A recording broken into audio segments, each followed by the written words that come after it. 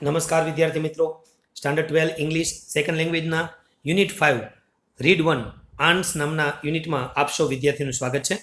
વિદ્યાર્થી મિત્રો, આ યુનિટમાં બોર્ડની પરીક્ષા પ્રમાણે 4 માર્ક્સના ટ્રુ ફોલ્સ અને 3 માર્ક્સના એડિટિંગ પેરેગ્રાફના આપણે વાત કરવાના છીએ. તમે લેક્ચર તો બરાબર ભણી લીધું હશે. હવે તમે મને એ કહો કે આપેલા વિધાનો સાચા છે કે ખોટા છે. બરાબર, સમગ્ર પાઠ તમે જાણો છો ને કે વિવિધ પ્રકારની કીડીઓ અંગે છે અને આપણને નવાઈ લાગે છે કે તે કેવી રીતે માણસની જેમ જ વર્તે છે. તેઓ સમૂહમાં કામ કરે છે, તેઓ એકબીજાને મદદરૂપ થાય છે અને તેમને માલિક બનવું ગમે છે. તેઓ ગુલામ પણ રાખે છે. વાઘ અને અજગર કે હાથી જેવા પ્રાણીઓ પણ દક્ષિણ આફ્રિકાની કીડીઓથી ગભરાય છે. ડ્રાઈવર કીડીઓનો સિંહ જ્યારે ઘરમાં પ્રવેશે તો ઘરના માણસો જંગલમાં જતા રહે છે. વિચાર કરો. તો આ પાઠ ખૂબ માહિતીસભર છે. એના કેટલાક વિધાન વાક્યોની આપણે ચર્ચા કરીએ. ચલો, પહેલું વાક્ય છે ants help each other to reach to the top. તો ટોપ પહોંચવા માટે એકબીજાને મદદરૂપ થાય છે. સાચું કે ખોટું? તો કે વિધાન સાચું છે. Number 2, ants do farming in their own way. જુઓ, ants do farming in their own way, પોતાની રીતે ખેતી કરે છે, તો પણ વિધાન સાચું છે. Number 3, from their birth ants are taught to disobey. તો વિધાન તો ખોટું છે. ડિસઓબે કરવાનું શીખવવામાં આવતું નથી. જવાબે આવે કે from their birth ants are taught to obey. બરાબર છે, એટલે તમે ધ્યાન રાખજો. Number 4, when they need slaves, જ્યારે તેઓને ગુલામની જરૂર હોય છે ત્યારે they attack the nests of others and abduct all of their eggs. આ વિધાન સાચું છે ખોટું છે? દોસ્તો, આ વિધાનમાં ભૂલ છે. આ વિધાન ખોટું છે. સાચું વિધાન શું આવે જુઓ. When they need slaves they attack the nest of others and abduct આવે. એબડક્ટ પણ ઓલ નહીં, abduct some of their eggs. શું આવે? આ એક નાની ભૂલ, 1 માર્ક્સ ગુમાવવાનો વારો આવે દોસ્તો. અને 1 માર્ક્સની કિંમત શું છે એ 1 મિનિટ મોડા પીડ્યા હોય અને ટ્રેન ચૂકી ગયા હોય એને પૂછો તો તમને ખ્યાલ આવે. બરાબર, ચાલો. We are told that these creatures play games, nurse the sick and bury the dead. બોલો, આ 5મું વિધાન તો કે સંપૂર્ણ સાચું છે. ઓકે દોસ્તો, તો આવી રીતે તમે ટ્રુ ફોલ્સના વિધાનો પરીક્ષામાં આખા વાક્યો લખી અને પછી ટ્રુ ફોલ્સ લખજો, એટલે માર્ક્સ ના કપાય. બરાબર, ચાલો. 6થું વિધાન, they share works to each other.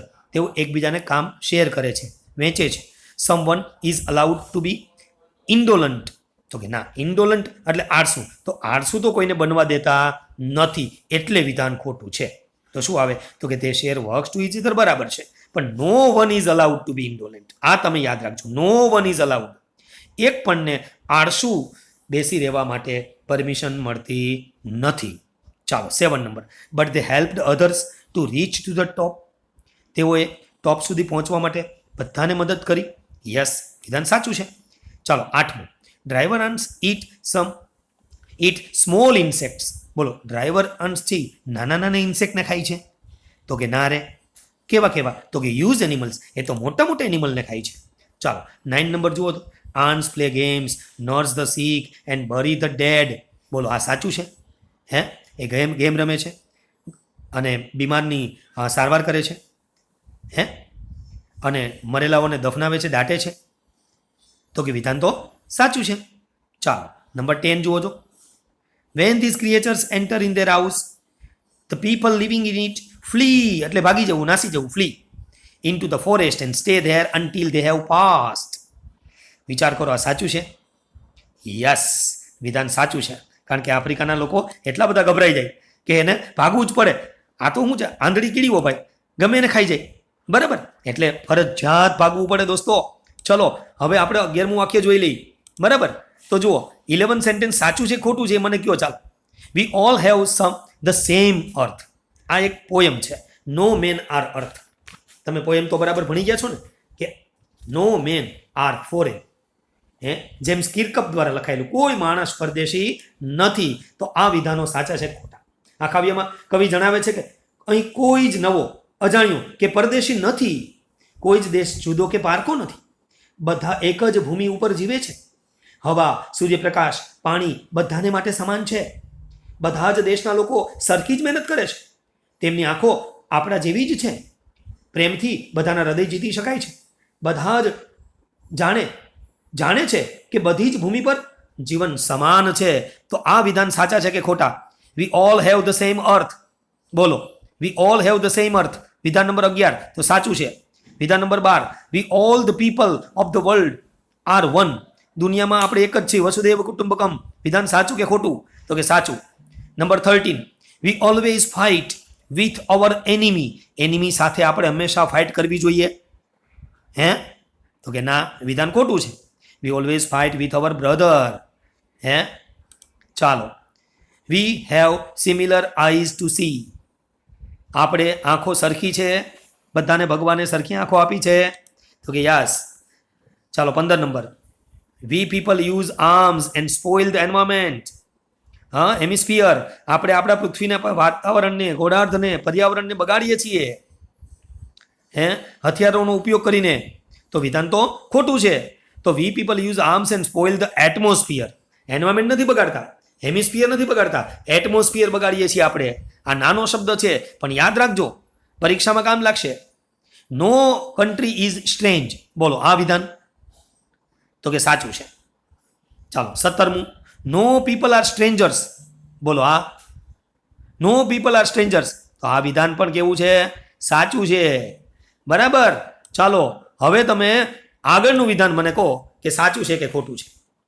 No people are strangers, તો એ તો સાચું જ છે. We should love all human beings as our friends.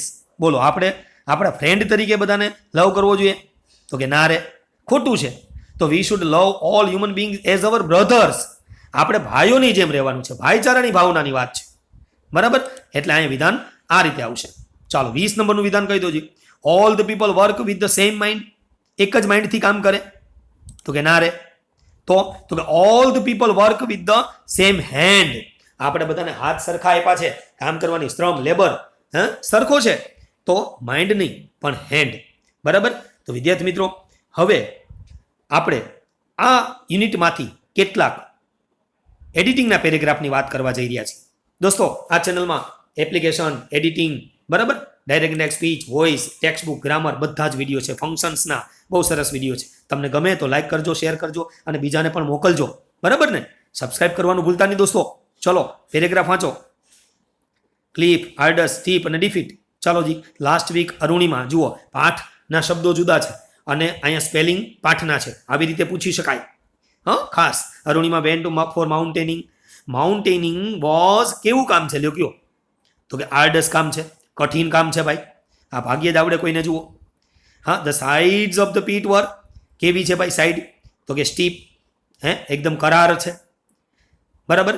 પછી she had to carry a heavy weight and climbing a. બોલો, ક્લાઇમ્બિંગ અ ક્લિફ. ભેખડ ચડવાની હોય છે. વિચાર કરો, 3 માર્ક્સ મળે આમાંથી. 4 ઓપ્શન આપેલા હશે. તમારે આખો પેરેગ્રાફ લખવાનો અને ખાલી જગ્યા પૂરતી જવાની અને અંડરલાઈન કરવાનું ભૂલશો નહીં. બરાબર. ચાલો. ફિરોસિયસ, કમ્પ્લીટલી અને ધ ડ્રાઈવર. આ તો એકદમ નાનો પેરેગ્રાફ છે પણ નાજુક છે. નાનું પણ સિંહનું બચ્ચું નથી કહેતા, નાનું પણ નાગનું બચ્ચું કહી ને એમ. ધ મોસ્ટ તો આવશે ફિરોસિયસ. હિંસક કાઇન્ડ ઓફ આંટી કઈ છે કયો લ્યો? તો કે ધ ડ્રાઈવર આન્સ. એ કેવી છે? તો કે દે આર કમ્પ્લીટલી બ્લાઇન્ડ. તેઓ તો સંપૂર્ણ અંધ છે. બોલો, સમજાઈ ગયું? આવા પેરેગ્રાફ બોર્ડમાં પૂછી શકાય દોસ્તો. ચાલો હું તમને 3rd પેરેગ્રાફમાં લઈ જાઉં છું અને એના શબ્દ અહીંયા આપ્યા છે. ફ્લી, ડેવર, પાથ અને અર્થ. આ 4 શબ્દ છે. લો, હવે તમે પેરેગ્રાફ વાંચીને 3 ખાલી જગ્યા પૂરી 3 માર્ક્સ મેળવી શકો. તે ખાલી જગ્યા any animal that happens to be in there ખાલી જગ્યા. તો ધે ડેવર, તેઓ ખાઈ જાય છે. 30 નંબરમાં આવશે ડેવર. ઇન ધેર તો એના પાથ, રસ્તામાં આવતા હોય, માર્ગમાં આવતા હોય તેવા એનિમલને ખાઈ જાય છે. આ ડ્રાઈવર એન્ડ આફ્રિકાની વાત છે. બરાબર. ચાલો. The people living in it. તો લોકો જે ઘરમાં રહેતા હોય એ લોકો જંગલ ભેગા થઈ જવો, નાસી જવું, ભાગી જવું, એને કહેવાય ફ્લી. સમજાઈ ગયું? તો અહીંયા આ પેરેગ્રાફના 3 માર્ક્સ તમે લઈ શકશો. બરાબર, યાદ રાખશો તો. રેડી? ચાલો હું તમને 4થો પેરેગ્રાફ આપું. એમાં શબ્દ આપ્યા છે પાથ, રિમેમ્બર, આઉટરેજ અને ડિફાઇલ. આ પોયમનો પેરેગ્રાફ છે. બરાબર. જુઓ જી. હા, આવડે છે કે નથી આવડતો? સમ અધર બીટ્રે નોર આઉટરેજ. શું આવે? નોર આઉટરેજ બીનીથ એની સર્કમસ્ટાન્સીસ. ગમે તે સર્કમસ્ટાન્સીસ થાય પણ કોઈને દગો નહીં કરવાનો, કે ક્યારેય પણ આઉટરેજ ક્રોધ નહીં કરવાનો, બરાબર, હિંસક નહીં બનવાનું, વાયોલેન્ટ નહીં બનવાનું, બરાબર. ખાલી જગ્યા that it is the human earth. તો જુઓ, રિમેમ્બર ધેટ, યાદ રાખો કે the human earth that we live defile, આપણે ડિફાઇલ કરવી જોઈએ નહીં, આપણે સ્પોઇલ કરવી જોઈએ નહીં. સમજાયું તમને હવે? ઓકે, ચાલો હું તમને આગળનો 5મો પેરેગ્રાફ આપી લ્યો, બોર્ડ માટે મોસ્ટ આઈએમપી. એડપ્ટનેસ, ડિસ્કવર, ઇન્ટેલિજન્સ અને ફીચર કયો લ્યો. સચ બિહેવિયર શોવિંગ ધ એડેપ્ટનેસ. શું આવ્યું? એડેપ્ટનેસ ઓફ આંટ. આંટની એડેપ્ટનેસ બતાવે છે દોસ્તો. ખ્યાલ આવી ગયો?